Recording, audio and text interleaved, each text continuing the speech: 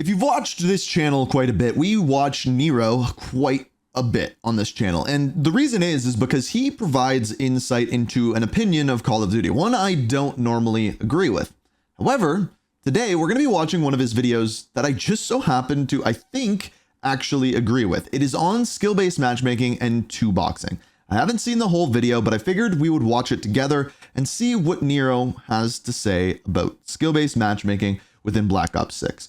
The title of this video is Activision's Broken Matchmaking Exposed. Black Ops 6 SBMM is insane, and here is the proof. The video starts out with him calling in a nuke.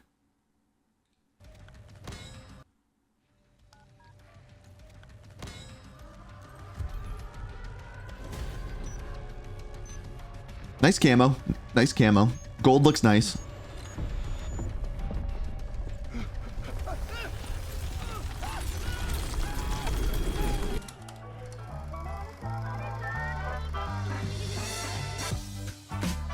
Classic music.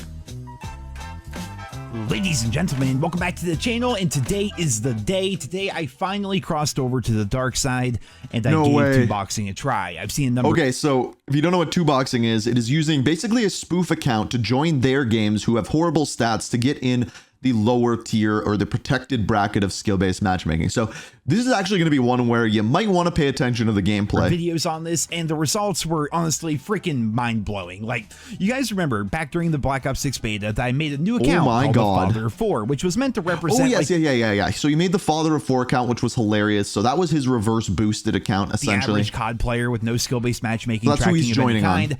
And it was really a lot of fun. We just walked around in the beta and people watched, essentially, just witnessing these lobbies that were so night and day different from the lobbies that we have been playing. Well, it turns out Father of 4 still has some time left on his Game Pass subscription, so I booted up the account and tried the two boxing method that pretty much every other YouTuber uses. Father of 4 right behind my head. They conveniently forget to tell their viewers how they're getting such easy lobbies and pretend that everything is authentic. Well, I'm telling you guys right now, there's nothing authentic about anything happening in this video. So he's 100% right. I wouldn't say 90%, but I would say maybe 60% of the crazy gameplays that you watch on YouTube are probably two boxed. I have never done it. I think it takes too much time and I just want to play the game, and playing against bots to me isn't fun. Now, I have a feeling a lot of people are doing it to get the camo challenges done, to get in good lobbies, or crappy lobbies technically, and bring good gameplays to YouTube. I've never done it.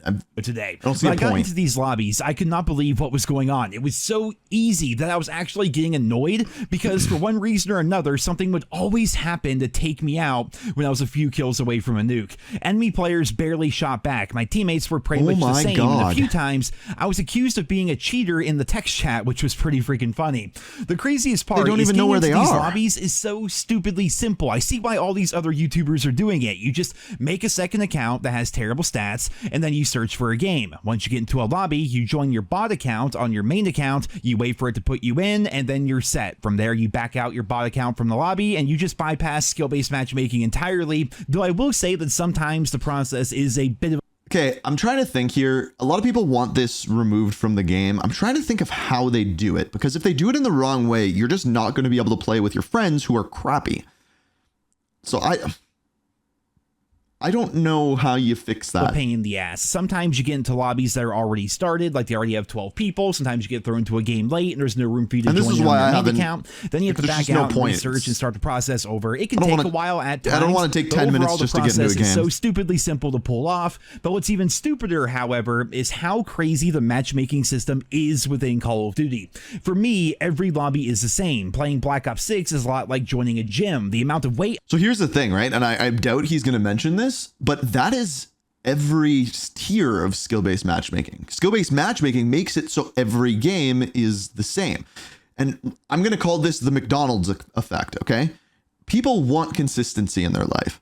And a way of making consistency in Call of Duty is with skill-based matchmaking. You go to McDonald's, it may be crap, but you know what you're getting. And that's one of the reasons why McDonald's is so successful. If I go to one McDonald's location or another one, 90% of the time, everything you get is going to be exactly the same. And whether you're at the top tier of skill-based matchmaking or bottom, it should be averaging out so the games are the same. And in doing this and doing two boxing, You are removing that. You are becoming the outlier within that lobby. I've sweated out of my body just trying to do headshot challenges in these CDL lobbies is nothing short of obscene. For other people, however, their games are also the same every single match, but their lobbies are like this. Nobody's really sliding. Nobody's really jumping. Most people have really bad awareness and really bad accuracy. And I'm sure... I'm just going to say it. This might be the first video where I agree with everything Nero says. That most of you watching this video are expecting me to say that playing the game in these lobbies is fun.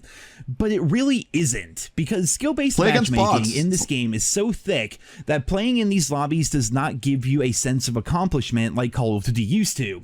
True. Dropping a nuke in a lobby like this, where everybody is guaranteed to be bad at the game, makes me feel like I'm playing against recruit bots rather than actual people. I don't get that same satisfaction playing in lobbies like this. Coming in here and dropping a nuke does not feel good, because I know that the matchmaking deliberately designed this lobby to only have I don't know if you saw that, but the enemy was actually shooting at his own teammate players, as compared to back in the day when everybody was on an even playing field. When the playing field was even, that's when things felt good. You guys want to know when dropping nukes feels good in Call of Duty? It was back in Modern Warfare 3 when I was getting so many Moabs that I made an entirely separate humble brag account just to see how crazy my stats could get. It was fun back in Call of Duty World War II when I'm here camping my ass off on Winter Quarantine and somehow I did not like this game. Pulled off a V2 rocket right around the launch of the Winter Siege event, or hell, even in Black Ops 4 when I randomly got a nuclear using random stuff on Nuketown. Getting streaks in those games felt amazing because you knew that you earned it. There wasn't some sketchy matchmaking system designed by reptilian people pulling the strings in the background to fill your lobby with terrible players. It was just good old-fashioned Call of Duty where people joined the lobby. I want to be clear, there was a sense in all of those games that he named, there was a sense of skill-based matchmaking. It just wasn't what it is now. It wasn't the super egregious version. Some people in the lobby would be amazing, some would be terrible, and then you would have everything in between. Okay, this is for OG Call of Duty players. There was a form of skill-based matchmaking that was not skill-based matchmaking all the way back in Call of Duty 4. A lot of people probably don't know this, but when someone would call in a helicopter, it would actually target people in order by their position in the lobby. So if the enemy calls in a helicopter and I'm number 1 on my team, it's going to target me first. If I was number 2, it would target me second. A lot of people didn't know that, but in those games, if you did well, you knew that you earned that shit, and you could tangibly see yourself getting better at the game as you rose. Okay, I am going to argue with Nero. You could also argue that, in fact, that is not the case. And now, if you do well in a lobby, now you know you earned it because now you are in these sweaty lobbies. You could make that argument. Through the ranks, and you started to appear at the top of the charts more and more often. Everybody was on an even playing field, and that sense of progression was addicting. That's what got me into the Call of Duty franchise to begin with. Now, Call of Duty is broken up into 10 different skill-based matchmaking brackets, and there is no variety in gameplay. It's like I mentioned during my initial review of Black Ops 6. The game is so rich. I don't think it's actually 10 different brackets. I think that was just their way of explaining it. I think it's much more than that, but that most of the time you barely go positive, you barely go negative, or you go even. That is your average experience in this game, and if you do pop off occasionally, that's likely because the matchmaking system threw you a bone or the system messed up in one way or another.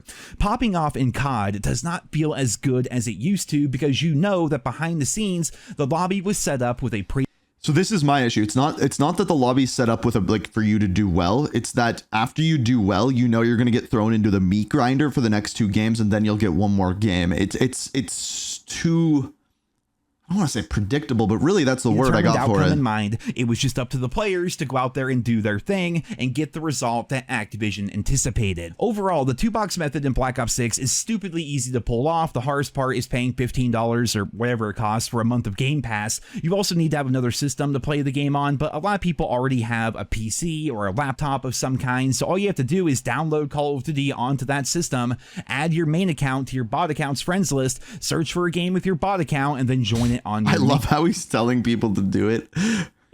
Pretty much anybody can do this, and while it's crazy for your first few matches, it begins to feel old after a bit. That's not to say that I like playing in my current skill-based matchmaking bracket. I would say probably about 60% of multiplayer COD YouTubers do this, and probably about 80% of Warzone do. Like, I'm not even kidding. In fact, most of the time it's just sweaty as hell and downright unfun, but joining in on a bot account just to ruin the matches of other players really just makes me feel like a dick. Like back in the... And it's super easy to know in Warzone. if you're watching someone in Warzone and they are playing in solo duos, they're two boxing. Today, that feeling was wonderful because you knew everybody was on even playing field. If you sucked at the game, then you sucked at the game and it was up to you to get better at it. But now everybody is just stuck in their own skill-based matchmaking brackets and nobody really gets better. I can genuinely say, and I'm curious what you guys think about this down there in the comments, I can genuinely say that I don't feel like I've gotten any better at COD in the last 5 years since skill-based matchmaking took over. I feel like I have. I think especially when I stream every day and play every day, I can feel myself getting better. I still can.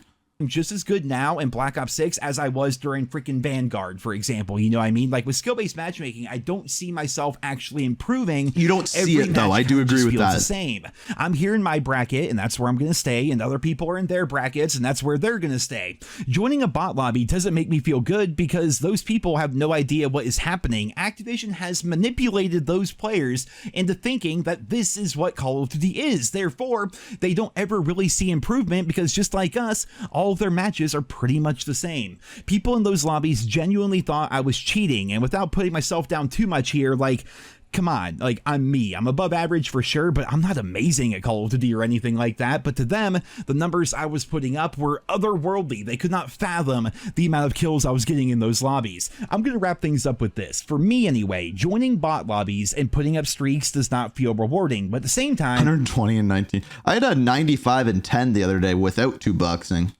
staying in my own skill bracket and putting up streaks also does not feel rewarding because we all know that it's just the algorithm controlling everything from the shadows. I can certainly see why people two-box. I get that sweating every match isn't fun, and I know that a lot of content creators do it. On top of that, using no lethal streaks as well. I know. I'm a pretty impressive human being. Most people lie to their audiences and don't openly say that they're two-boxing or using a VPN, which is really fucked up if you think about it. Like, they're actively just always lying to their audience. Very much so agree. Admit it. Like, most people do not care in the slightest. Just be honest about it. Hell, even the Race to Prestige Master, the official Call of Duty social media team, has been covering this like Race to Prestige Master and the final. Were they two-boxing? Results and all that, and some of these teams were actively using a VPN and live streaming the VPN as they're racing towards Prestige Master, and Call of Duty's like, hey, good job guys, you guys did fantastic. Like, how crazy is that? Some of the first Prestige Master teams in the world are. Okay, so he's kind of contradicting himself there, where he's saying, oh, just tell us that you're doing it, and they showed it on stream, and he's like, not good enough. So VPNing I'm not as strict on. VPNing just essentially gives you a better connection, has less, will give you better lobbies because they're going to focus on your connection a little bit more than they will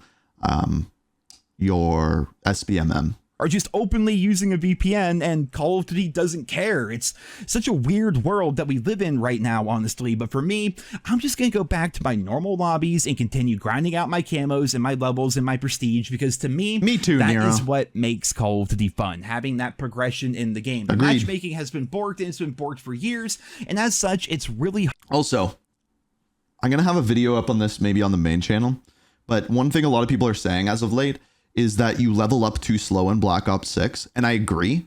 But the problem is if you level up too fast, you're just going to be done the prestige grind too fast. So here's my solution. More prestiges, faster levels. So you go through your prestiges faster, but there's more prestiges. I think that's what would feel the best. Hard to care about stats. I think if you take the double XP and make that the base earn rate, and then double the prestiges. On streaks, because after all this time, there is only one certainty when it comes to the Call of Duty multiplayer. Truth is, the game was rigged from the start. Okay. Good outro. That's the most I've ever agreed with Nero. So that's refreshing.